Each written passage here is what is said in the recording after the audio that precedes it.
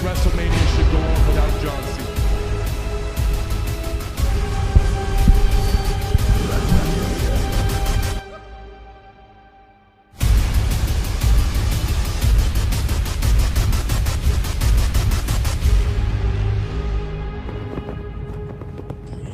It's the wrestling show, everyone. The week in review or preview, because WrestleMania's around the corner, if you want to call it that.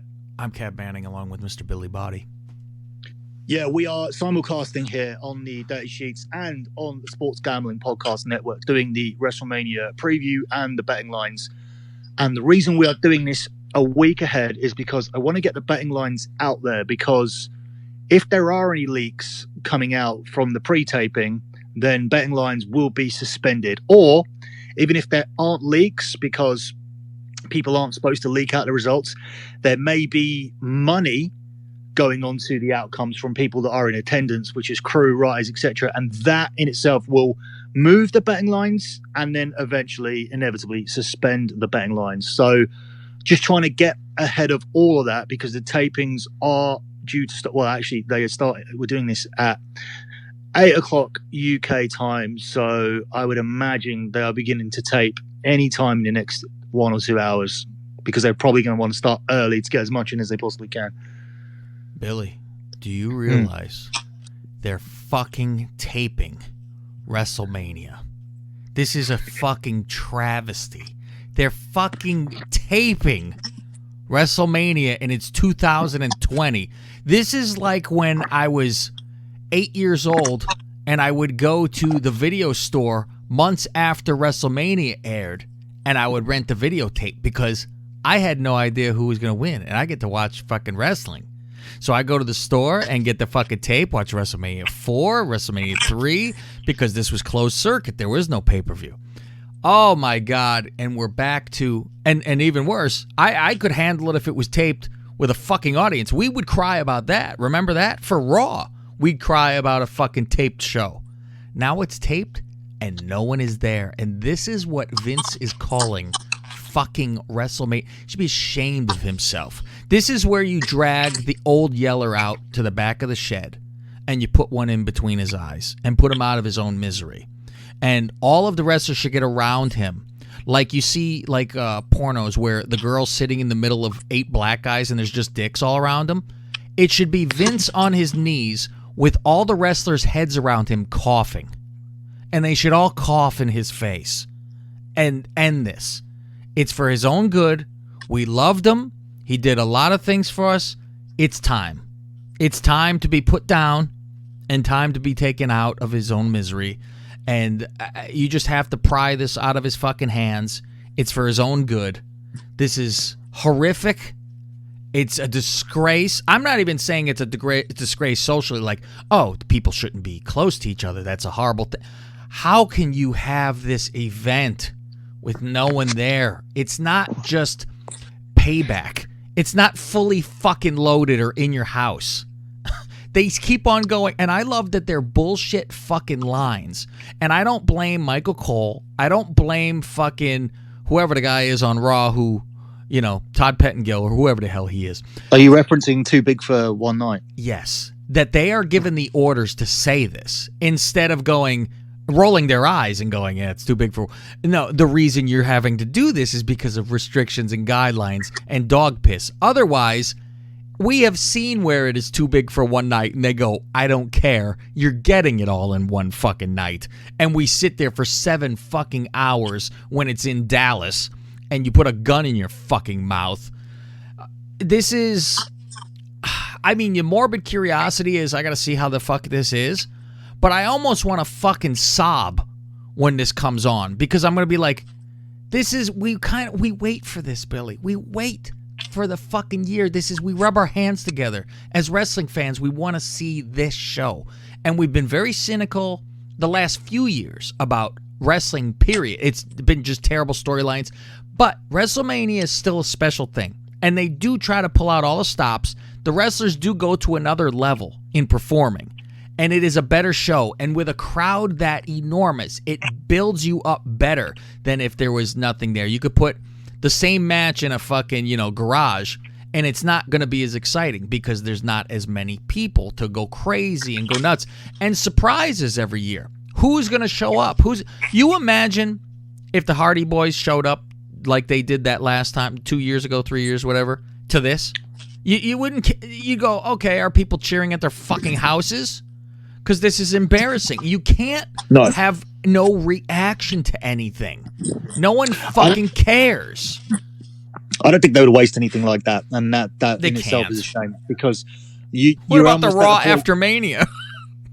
That's the point, Leah. You're at the point now where you're like hoping that they don't waste anything on this at all because it's just not worth wasting anything on, and that's your attitude now towards WrestleMania. It's like, don't fucking waste anything on this shit. Like, don't waste anything that deserves a great big pop, because it would be that. And in terms of when I'm looking at markets here, once somebody texts me through a market, it's like Cain Velasquez to appear or not appear. It's like, no. And it's a 50-50 bet. And it's like, why would he? Like, how?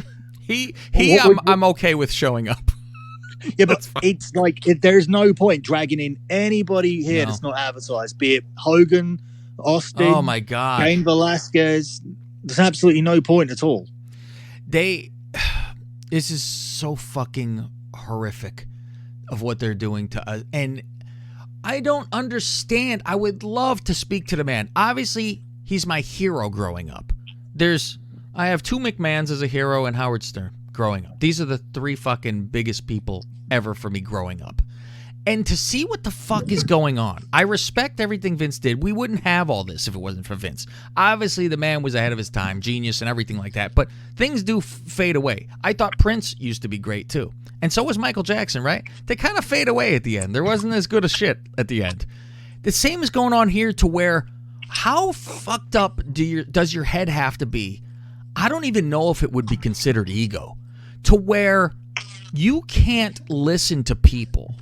When it's very Trump-ish, where it's... Oh, and for people that are listening to this on the SGP instead of the Dirty Shoots, who'll be more familiar with my wrestling content, I'm friends with wrestlers. I've had inside information for 5 years. I'm regarded as the most accurate source for wrestling in the world.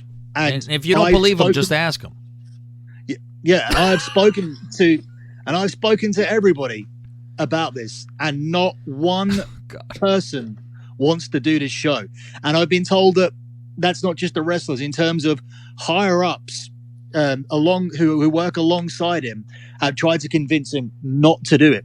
And I think even Donald Trump is fucking helping out this guy in terms of, hey, I'm pretty much guaranteeing you that you're not going to have to close down for long. You can push your Mania back to May, because I'm going to open this country up regardless of this coronavirus, because I'm stubborn fuck too.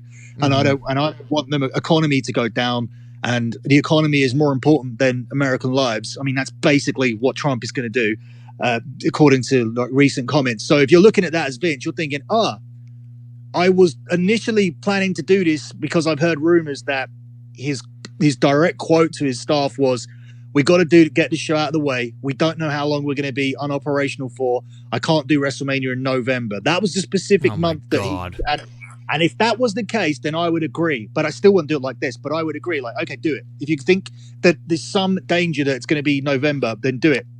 And the fact that Trump's come and said, I want to open a country up by Easter, means that they're looking at and even then, if Trump faces opposition, you know what Trump's like. The most they're going to turn around and say is he's going to go, all right, quit nagging me. Have another 2 weeks of isolation. And then it'll be like June, and there's no way it's going to go past there. So especially now when there's a prick test coming out to see if you've got it or not.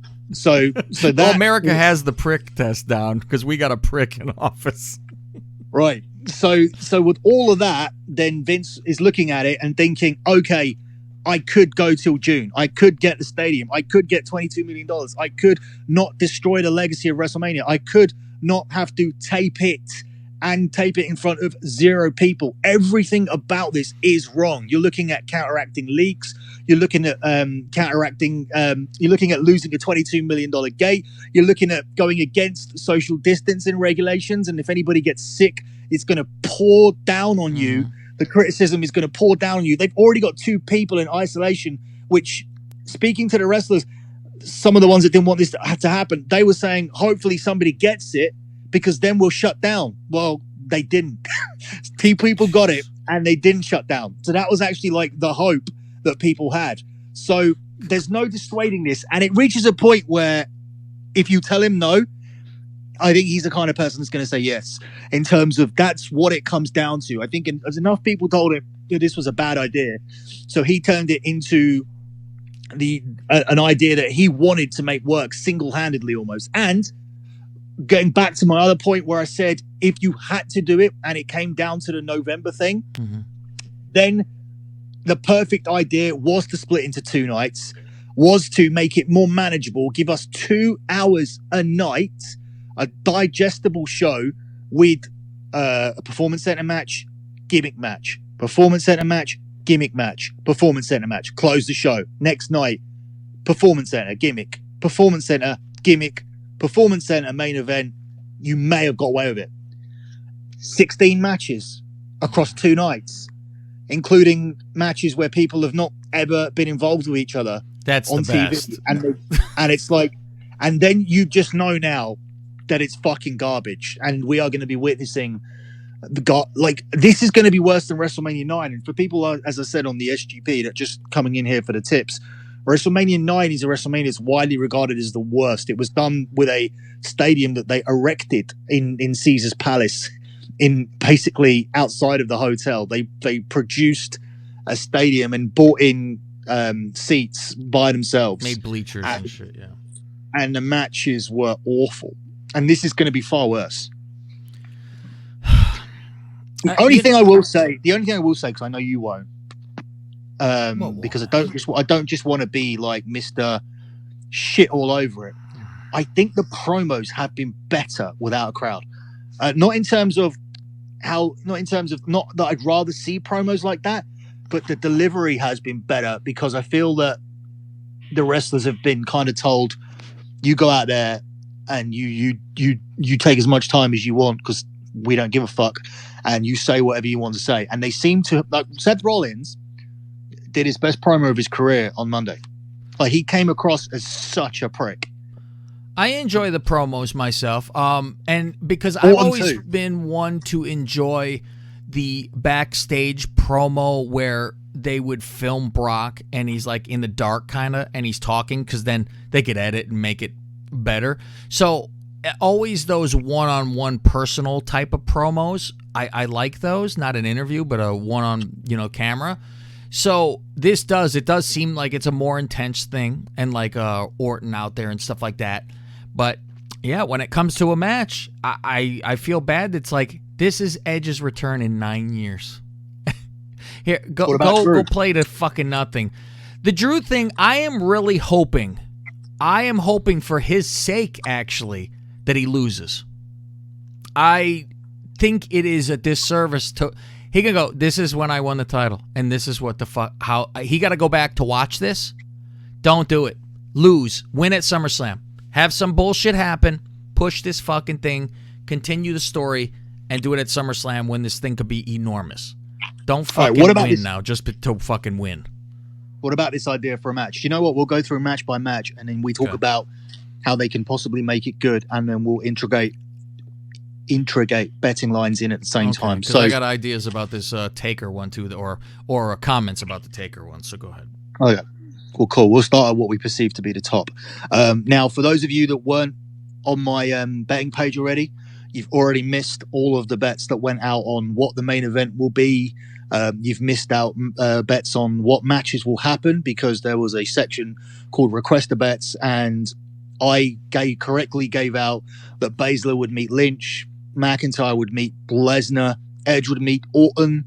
I was wrong about Wyatt and Roman Reigns, but I did when I saw when I got the new information, I did give out Wyatt versus Cena and Ripley versus Charlotte Flair. So you've missed all of that money that's guaranteed to be coming into people in the next few days. Well, actually, we know it's going to happen, but they're not going to get paid out till April the 6th. But what I perceived to be the main event, and what I backed to be the main event, I think the odds were 7-4, is Drew McIntyre and Brock Lesnar, where Drew is the 1-3 favorite to win this match, and it's 9-4 on Lesnar.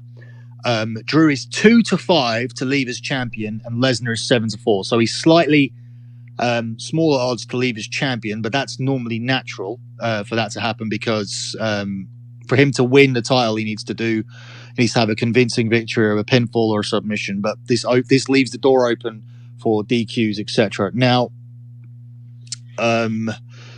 this was a no-brainer when it was in a stadium because this was going to be the rocket ship attached, and we go forward from there. Do you still class it as that if he wins it in a empty building? It's not really a coronation, is it? It's not I think Vince would still consider it as it, but I don't think anyone else will. You'll kind of just be like, okay, he's the champ now. There's not excitement about it. And I'm worried that they will have him win it because I think Vince is so dopey with all this stuff even happening that he'll be like, oh, we need some, good things in the world right now, and this will bring people's spirits up. Let's have a world title change. Like, this is going to fucking cheer us all up from sitting at home dying. So, that's why I worry that they will not just push it back. They'll just have him win it.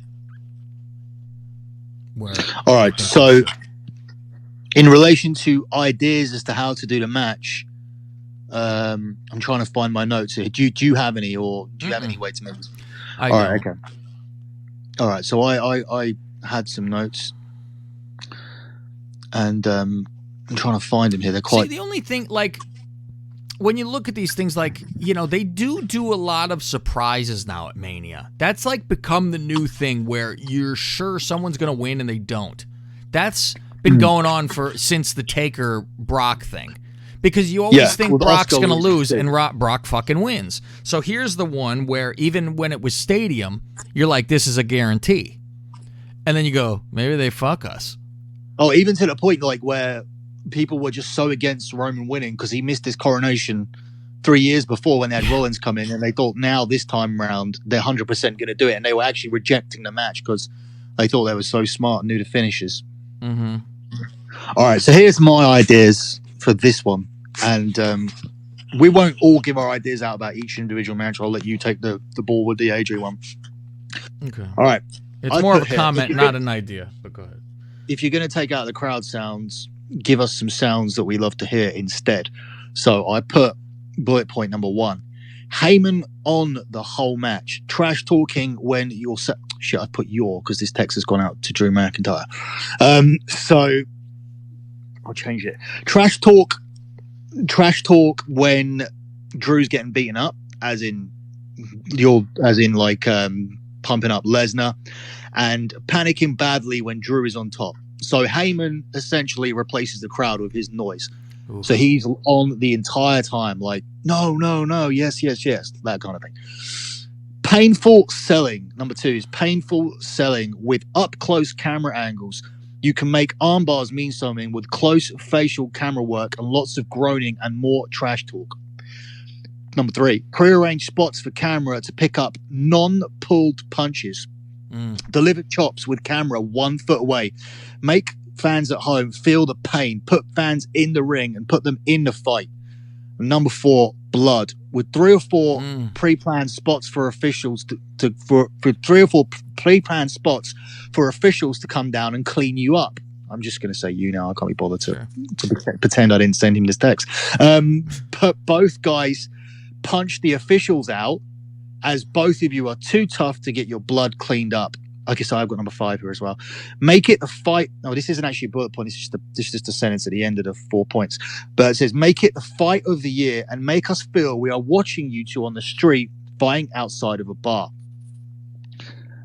So then I put, because I'm trying to pep him up here, because obviously he doesn't want this. You have the chance to do something different. You have the chance to make the world feel pain in a match with physicality and sounds. Yeah, you're probably going to hurt for weeks if you do the match this way, but you waited your whole life to be in this match. So turn the tables on this whole shit thing. That's why I text him. What's his thought?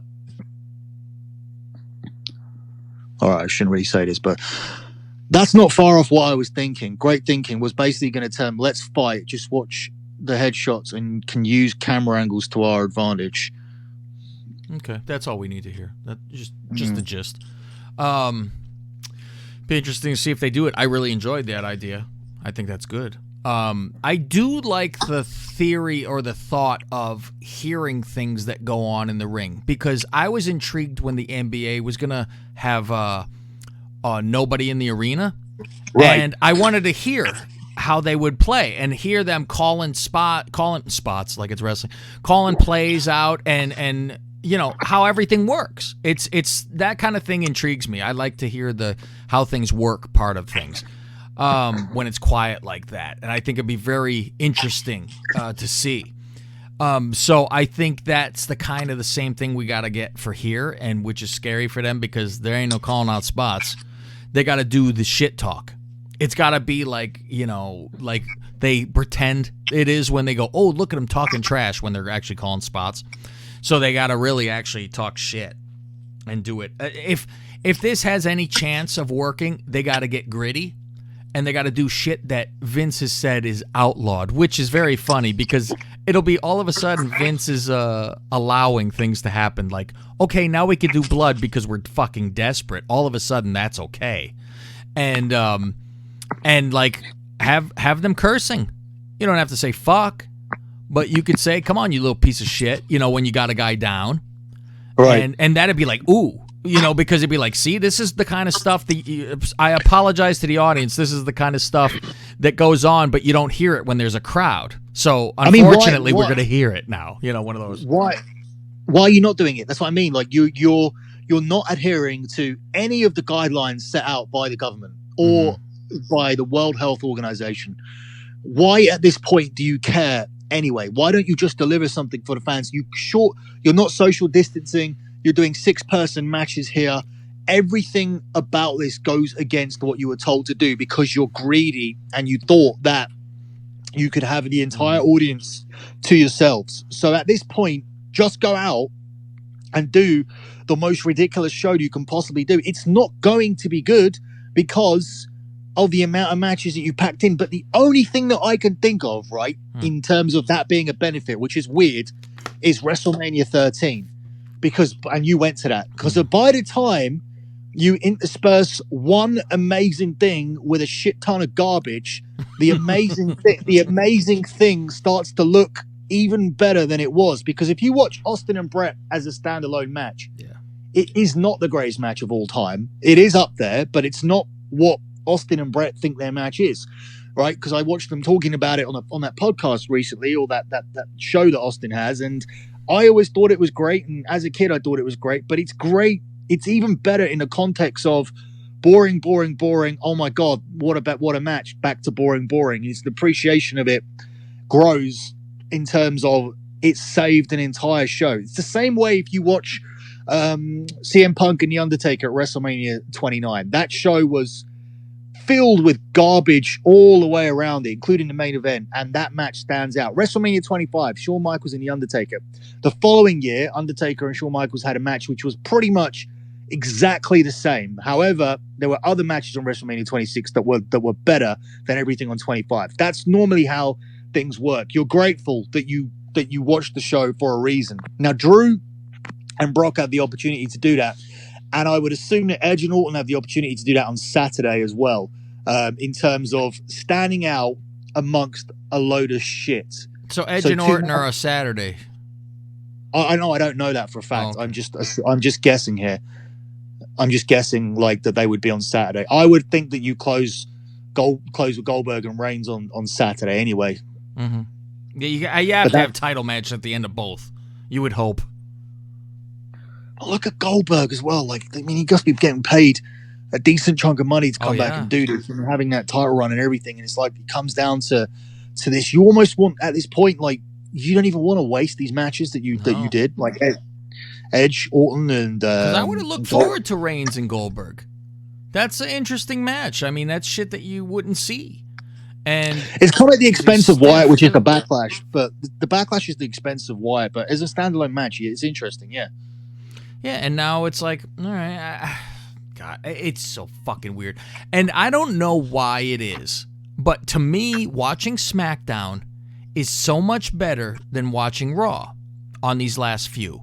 and it's the same shit about no audience. I don't know why SmackDown knows what to do and Raw doesn't when it's the same goddamn company. And it's but like previously Raw, but in the weeks leading up to that, SmackDown was garbage and Raw was good. I don't know about that. I would never say Raw is so good. what is it you hate about Raw? Because this week's Raw was better than SmackDown. This week's, like, the Raw just went by. The quarantine Raws, you mean? More so than regular Raw?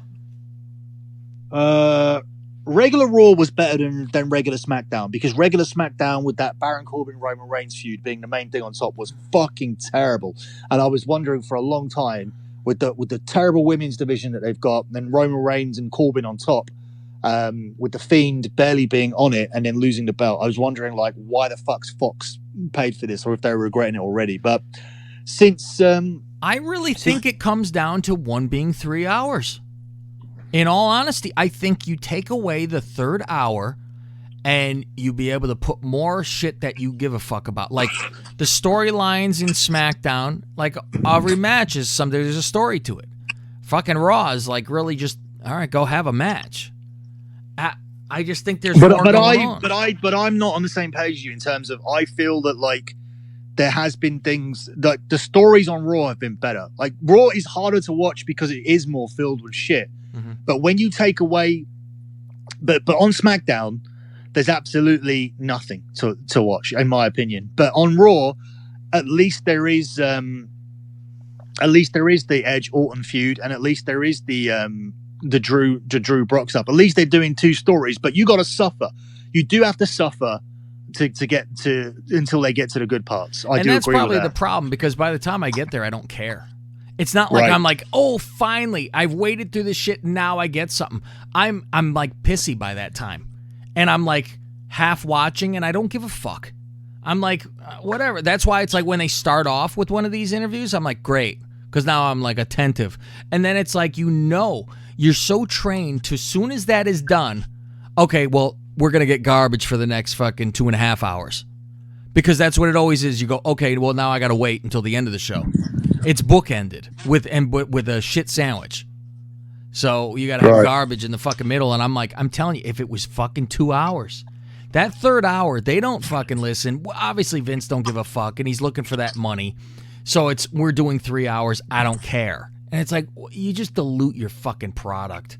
It's just not enough. It's too much we have to deal with.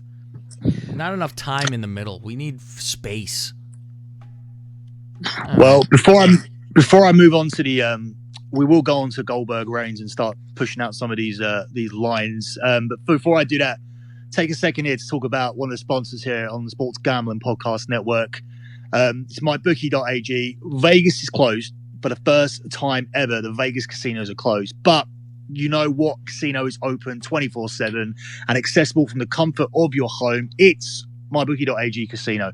They're running a free $10,000 Blackjack Madness tournament, and you can bet on DGen Madness games at mybookie.ag as well. They've got the fastest payouts and best promotions and very helpful 24/7 customer service team. And if you join right now, MyBookie will match your deposit halfway up to $1,000. That means if you deposit $2,000, you'll get $1,000 in free money, and all you have to do is use the promo code SGP to activate the offer. Once again, it's promo code SGP to get your extra cash from MyBookie. Bet, win, and get paid. Over at the SGP, DGen Madness are giving away $3,000 for their virtual NCAA tournament. The games are simulated on NBA 2K and streamed live with SGP commentary, game lines, and live lines from MyBookie. This is what people are now doing, Gav, to replace real sports. There's 30 I don't teams say no. Go ahead. There's 30 teams in a tournament. The tourney tips off on Thursday, 6 p.m. Pacific. So get those brackets in now. Go to sportsgamblingpodcast.com/contest. That's sportsgamblingpodcast.com/contest. SGP also brought to you by Burrow, makers of the internet's favorite sofa. Get $75 off your purchase and free 1 week shipping at burrow.com/SGP. That's burrow.com/SGP for $75 off Burrow. They also brought to you by PropSwap. You don't have to go to Vegas to buy Vegas bets. PropSwap is available in many states where there is no sports betting. Use the promo code SGP and get 100% deposit up to $100. That's PropSwap.com, promo code SGP. And finally, they're also brought to you by Ace Per Head. Ace is the leader in pay-per-head providers. Make it super easy to start your own sports book. Ace is offering up to 6 weeks free over at aceperhead.com/SGP. That's aceperhead.com/SGP to get ahead of the game before in time for when gambling comes back. And with Prop Swap, I imagine you could probably be buying bets now of people who have devalued them because they're too impatient to wait for gambling to come back. So still an opportunity there to get on board with the sponsors of the SGP. Now, Roman Reigns versus Bill Goldberg. Roman Reigns is the 1-10 favorite, and it's 19-4 on Goldberg. That means you got to bet $100 on Roman to get 10. I wouldn't touch it. Normally, yeah, it's like you just put that in to like make parlays, but I wouldn't be touching this now with the fact that they can do anything, because I look at every match here, apart from stuff like Lashley and Aleister Black, and think, mate, how many of these are they going to save for a stadium? Because they cannot. One thing I know they're not going to do at this show, and hopefully I'm not wrong, is close the door on every feud. Maybe AJ and Undertaker needs to be shut down because Undertaker's unlikely to want to come back and do another match. But Brock, Drew, Goldberg, Reigns, Wyatt, Cena, Ripley, Charlotte, potentially this stuff may be beneficial to go on. You know, I agree with like what I'm worried about where it comes to like picking who's going to win and everything like that is with this situation, we're going to get some weird shit going on. We're not going to get the fucking norm that they would do. So it's very hard to pick what you think's going to go on because some of these things are going to be wonky. And I don't know which ones they're going to decide, fuck it. You know, because like you said, the Goldberg one, he's under contract for a limited time. Like, it's like, hey, we have a deal. You come in, bang, bang, and you're done. And so you're like, all right, well, do you now have to tell him, well, fuck it, we'll keep it till SummerSlam. That's a lot of fucking time to be holding that belt until SummerSlam now. I don't think SummerSlam, but yeah, I see your point. But I mean, I couldn't waste it on anything else than SummerSlam. I mean, this is a big fucking match. I'm like, what are they gonna do? I think they just have to have this one be the actual one that's done. But this, to me, is the lowest of the low. This WrestleMania is lower than Monday Night Raw in Kentucky with a crowd. Like, do you understand what I'm saying? Like 100 people there means more to me than this. Oh yeah, I would like 100 people there. I'd be thrilled. Yeah, I mean that's why I think, like, I don't know how you get out of this. I mean, my pick is Roman, but there's some things that you can get out of. Becky can get disqualified. Brock can get disqualified. I think there's matches here where you need to go home. Undertaker needs to win. Edge needs to win.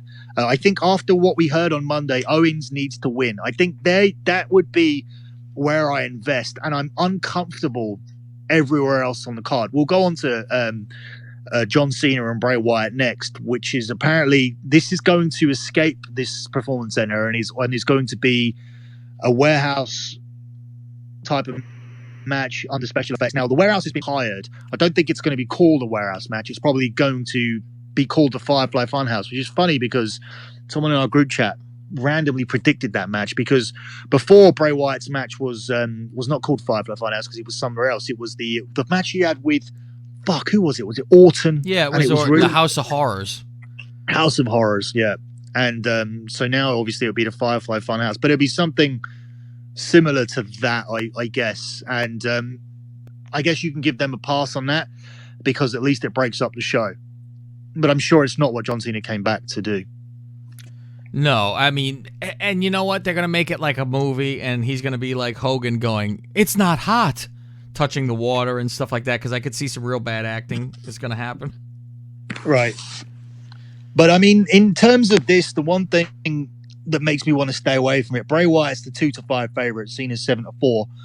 The one thing that makes me uncomfortable with it is that my source told me that SummerSlams will be headlined by 2 title matches, John Cena match and Gronk's in-ring debut. Mm-hmm.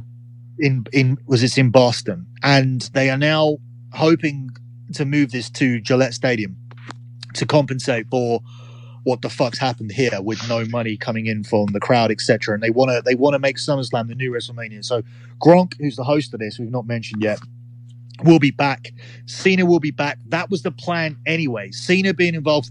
The thing is that Cena's involvement could have coincided. Where I say 2 championship matches, a Cena match and a Gronk match, Cena could have been, or could still be, the number 1 contender for the title at that point, and he could face Roman Reigns properly. Because, wow, do you know what? For years, I'm just thinking about this as well, just 2 thoughts at once. For years, we said that Roman and Cena was wasted. Remember, it was at No Mercy, like the 4th match or something, right? And that was like a match people had talked about for years. That seems like a huge occasion compared to this, where you're getting Goldberg and Reigns in this fucking arena. And fucking Roman Reigns must get unlucky with this shit, because when he gets to WrestleMania, he seems to be facing Brock all the time, and then he has that match with Undertaker, which wasn't that great, and then he has a match with Triple H, which wasn't great, and then all these matches with these other guys. You got Goldberg under closed doors, you got Cena on a nothing pay-per-view. The Roman Reigns legacy of like big matches is not great. You know, and how about that if it's Cena and it is in Boston, how about he beats the record there? Well, that's the thing. I'm not sure if you're gonna beat Roman that quickly after he wins his belt, because I mean Roman, they would give it back to him pretty quick after that, because Cena's not sticking around. But you would think that eventually they want him to go away. Month. The rematch a month later at No Mercy. There you go. Just hand it right back, because Cena's not going to stick around. He's got shit to do. Yeah. So it's like, just break the record and fucking be done. So hell, maybe somebody cashes in Money in the Bank and he's done. How about that?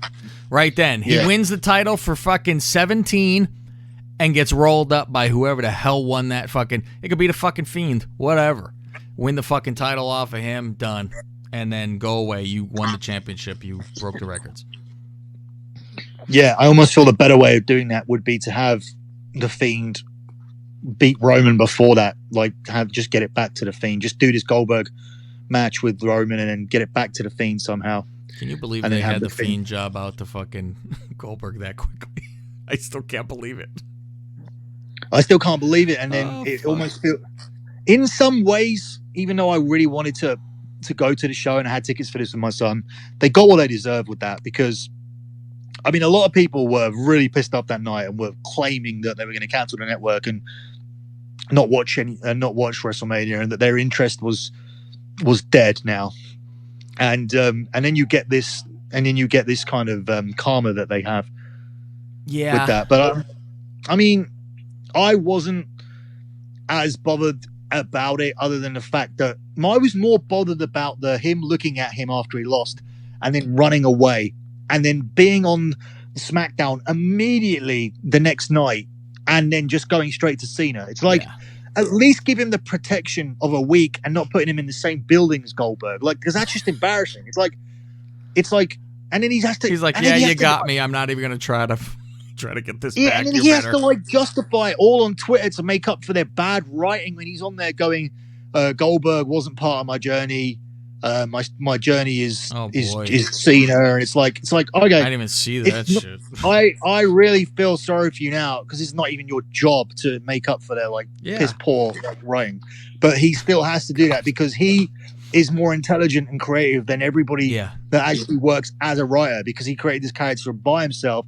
All they've done is destroyed it at every turn. And Vince tried to ruin it again, with the red light, as you spoke to him, and it was like, that red light sucks. He's like, yeah, there's only one person who fucking likes it. It's like, Jesus fucking Christ. He just doesn't fucking listen to anyone. No. And he was lucky to recover from Hell in the Cell. And now he has to recover from this loss. He's going to run out of chances. And the thing is, this character was loved before, when we had the hillbilly cult version. And this was it's not the first time he's been the most loved thing in wrestling, and the freshest act. And then they buried it. Yeah. So I don't know what they're trying to say here, whether it be, if it's a reset and it's like, okay, I need to go back to the beginning and beat John Cena and get back on track, and he gets that win, and he doesn't win the title back immediately, if he becomes a challenger to Reigns after this and starts losing all the matches to him, then he's dead. So what's the point? I don't understand the desperation to do this either when you're outselling Roman Reigns in merchandise and in everything. So why is it just like, oh, I like my champions to be pretty? I think so. I think he's stuck with that old school shit about you want a guy smiling and is your face of your company. Remember, they made Diesel smile. And that I mean, he definitely has it. That's I was going to think of Diesel, because that seems to be like his type. Like if he was a fag, he would probably go. He likes a Diesel. Big guy, yeah, big and pretty. A big guy with like long flowing hair and a beard, Muscles. like his son-in-law. Yeah. So I mean, if you look at if Drew and Roman emerge from this show as champions and you put them next to each other as a casual fan, Vince gonna have a three-way. What's the difference, really? Yeah. Like, do you know what I mean? That seems to be. He certainly has a look that he likes.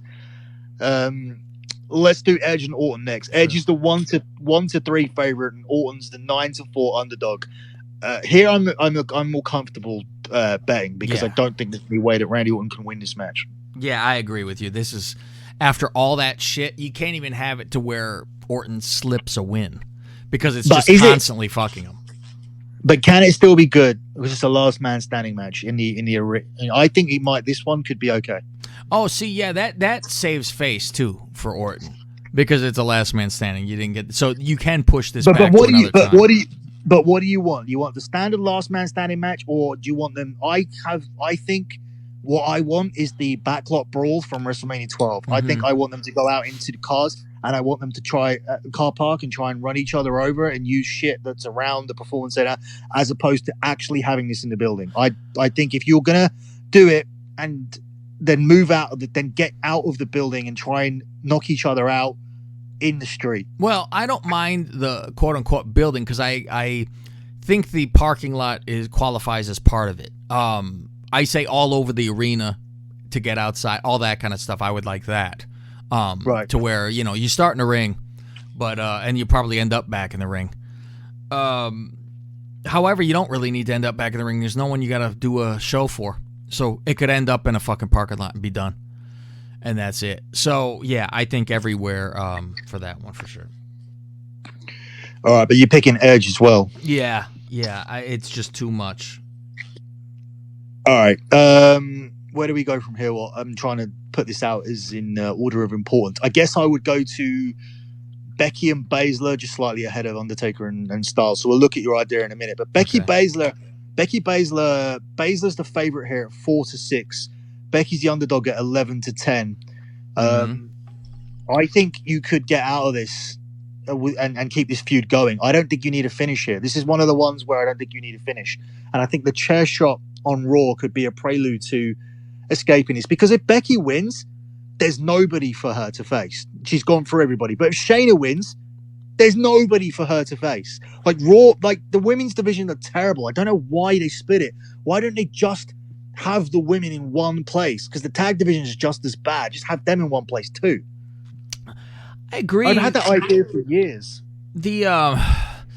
I mean, I like how they've gotten there too, and like Shayna having an interview in the ring and Becky blasting her. I think this story's been good. And I would think Shayna has to win this as well, because it's I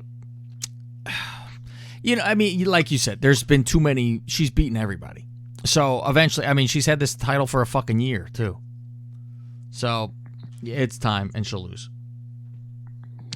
You think she'll lose here at this show? Yes, I do. I think she loses the title at this point. I just think it's a very weird place. It's a regular match, though. There's no restrictions. Yeah, which is why it could be a disqualification then. Yeah, I think that's why I think they could get out of this. There's no getting out of Undertaker Styles. Undertaker's 1-4, and Styles is 5-2. I think with the things that he said, it makes it unwinnable. But the things that he said also saved it, because this looked like the worst build in history when he already beat him in 5 seconds in Saudi. Yeah, you know what? It's a great build-up other than that, the Saudi deal. But this is what I'm like disappointed about this with the no fans, because this is one of the best stories that they've had going into any WrestleMania. Like, each time Taker has a Mania match, they always have something for him. There's always a story of some kind going into it. And this is a really good one. And he's been around. We've never had this. Yeah, we've never had this story ever. And it's a waste, I feel now. And the thing is, he's been floating around doing the Instagram thing ever since Roman beat him. So it could have done this before, but like for somebody to actually do it, I think it's like crazy. And I think they're doing shit on purpose. Obviously, I actually remember we were like, "What the hell? McCool's fucking killing him with this, right?" And then they used that, and so I started thinking, I bet you they told McCool to say certain shit because it makes him look like a fucking dope. Because I don't think Taker would. I remember go I posted along that. with I posted that Tiger video. Remember I put that Tiger video in the group, and I was like, "What the fuck is this guy doing?" Mm-hmm. But now it seems like they were deliberately doing it. So AJ I do could go too. with the I feel it was very deliberate now. Where we were all like, "What the fuck's wrong with him?" Now we're like, I think. But that is so smart, but then so sad that it's so wasted too. It is. It's a fucking waste. And I think he's so protective of his character, and he always has been. Like, he barely got on Twitter now. He never before. He always hid. He was very protective. And so now to have this out there, I think he's too smart to had this be real. What if they just sack this match off and it's like Taker out there in some graveyard and the club just come in and they all just fucking beat him up with a fucking shovel and put him in the ground, and then it's all like he's gonna come back. Afterwards.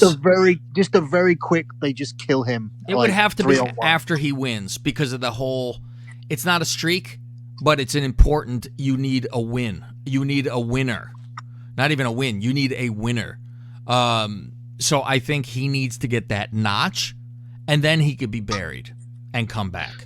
But what if the match is just that? It sounds like a buried alive match in a graveyard. I don't know what the terms are of it, but what if it is a match that that's AJ easy. can?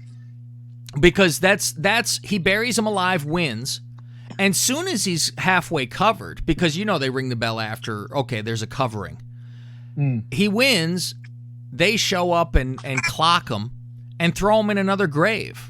Because there could be two graves. One will say AJ's headstone and one will say Taker headstone.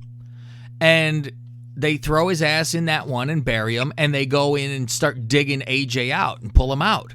So he's all fucked up and dusty, and they bury Taker and leave. And then you can get that hand breaking out of the fucking ground, or it doesn't. So then you don't have a timeline of, he's coming back. It's, we don't know. He was buried, and that's the last we saw of him. So you think he has to win before that happens? I do. I think he has to get the bury and then officially win, and then right then they could beat the piss out of him and get him out of there. All right. From here, we go on to Ripley and Charlotte. And I think even here, I would have thought there would only have been one winner in this match because I cannot see Charlotte on NXT. But Ripley is the 2-5 favorite, and Charlotte's 7-4. Again, I just feel like waste. you can. I just feel. Yeah, I think it's a lot of people. As much as there are old guys on this show, not a lot of them were going to win. The idea was to annoy Drew, annoy Ripley, annoy Roman, even though he's had it loads of times. Announce Edge's comeback. A lot of guys here were going to get good victories. Where if I was to think of something that may not make sense. Okay, this might not make sense to SGP people, but the wrestling fans will know exactly what I mean. All the winners, the key winners of this show, would be very popular plaques to buy. For example, like the plaques that they sell. Imagine this plaque with nobody in the background. Exactly, but they know they're going to make them anyway. So you can't sell the fucking mat; it'll have Corona on it. Right, but yeah, I think this would have been a very fan pleasing show in terms of you're making new stars, and then you're also bringing back people. So Wyatt would have got his win, I assume. Edge would have got his win.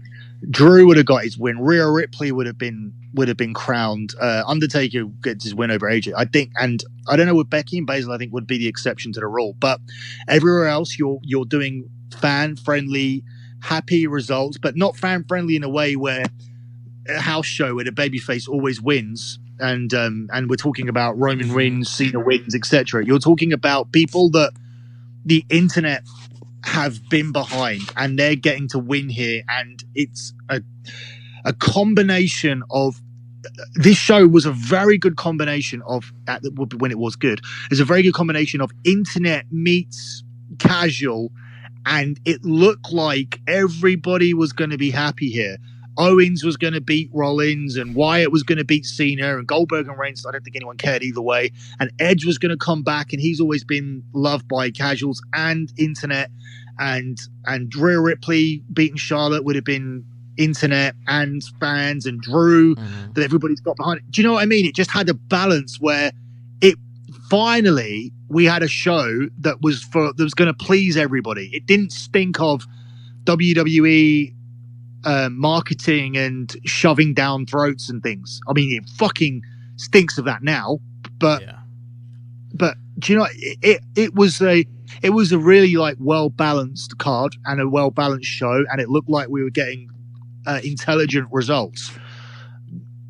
But just generally now, the taste is bad because nobody even wants this, and I mean nobody, from wrestlers to fans to. We have a group chat, and nobody is supporting this. And I even tried in terms of looking at the 2-day thing, and I was more positive about that and thinking, all right, so I get to watch 2 hours one night, 2 hours another, various locations, loads of gimmick matches. I can stomach it. I don't. It's not ideal because I wanted to go, but I can stomach 2 in your houses with gimmick matches. I think with the gimmick stuff, it does help.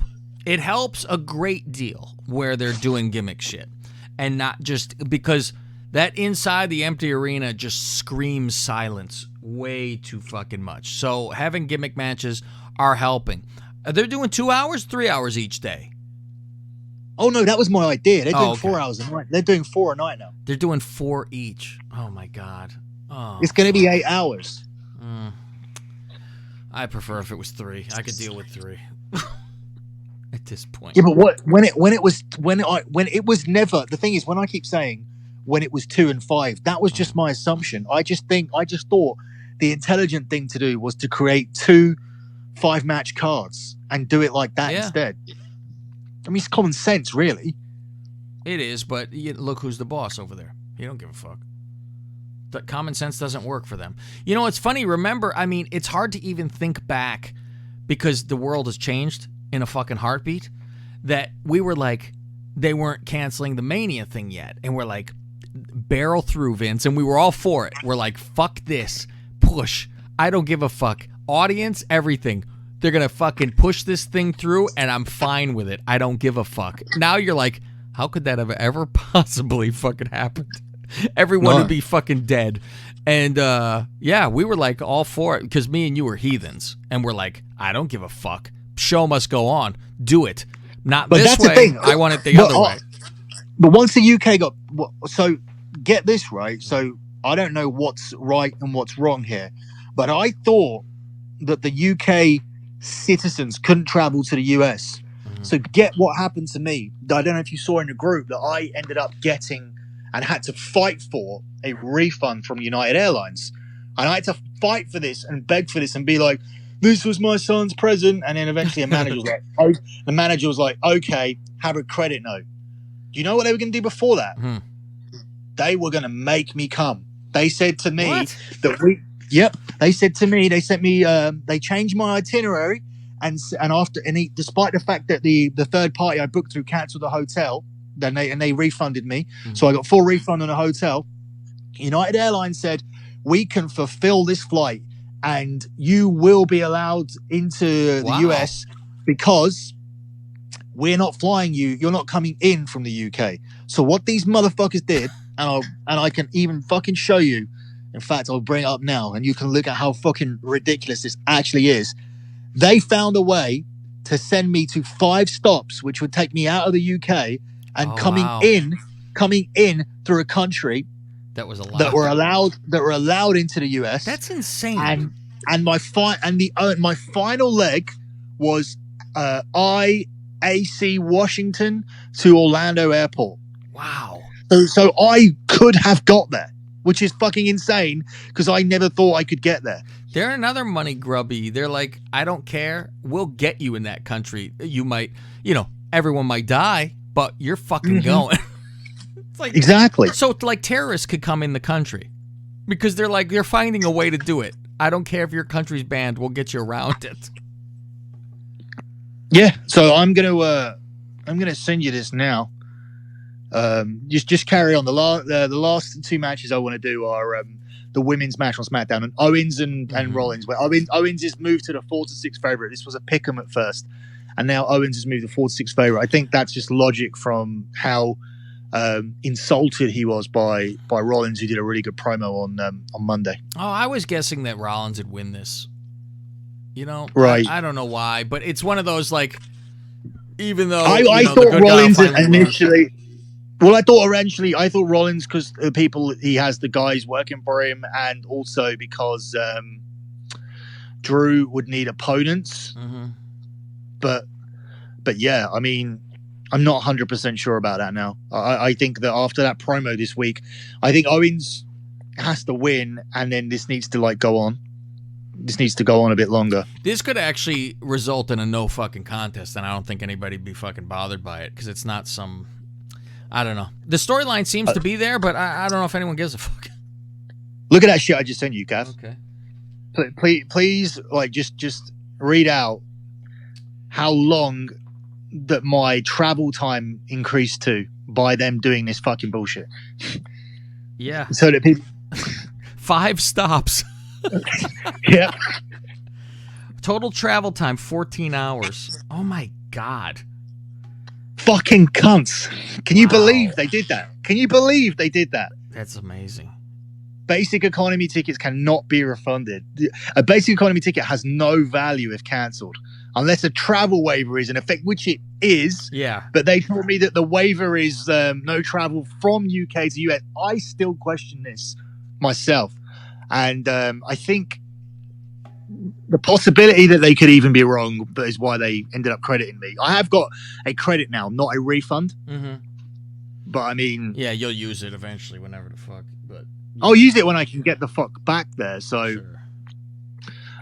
So the last one will be that women's match where Bayley's 5-4, Sasha's 13-8, Lacey's 5-1, and everybody else is just. I'm interested in this because it actually has a storyline a little bit about, Sasha sees the fucking belt, so this kind of fractures them a little bit. I do like that, so I'm interested in how that happens. But for one show. But don't you think that continues on? Like, hey, what the fuck was that the next night? Where she's like, what kind of bullshit was that? I thought you're supposed to help me. I think it causes a crack and it continues where they're not like besties. Yeah, I think they come out of here with some friction, but who's the babyface? I guess Sasha's going to turn babyface, even though she hated being a babyface and it took so long to turn her heel. And Bayley's just been heel for a little bit, so. Mm-hmm. Yeah, God, hell, we could have just 2 bad guys. Fuck. Just people, root for them to fucking break. Yeah, well, who they like the best, that's it. Okay. All right, let's close out. I think we covered all of the main stuff. There's other stuff on here. There's Elias and Corbin, and I fancy Corbin for an upset. Elias is a slight favorite. And Black and Lashley. Black's a strong favorite, 1-5. He's not going to lose because people like. Do you agree with those which two Black? Thank you. Yeah, the other matches that are fucking make no sense, like that one. And since Mysterio's fucking dying, you got the fucking team that's thrown together against for a tag team championship match because they've had one match together before and they've lost. Yeah, but they get a title match. I think Street Profits at 1-3 and Aleister Black at 1-5 can just pad out. You put those two into parlays to add up any of your hunches. You got a hunch on Baszler, that's a decent price. You got a hunch on Owens, that's a decent price. Wyatt's still a decent price. Drew's okay. Edge, I think, is pretty safe to add to that. I think Edge, Undertaker, Black, and Street Profits will be the way I go. Yeah, that's it sounds about right. So, all right, that's your WrestleMania 36 preview. We're not looking forward to it, but you can still bet this. So hopefully you guys can make some money on that.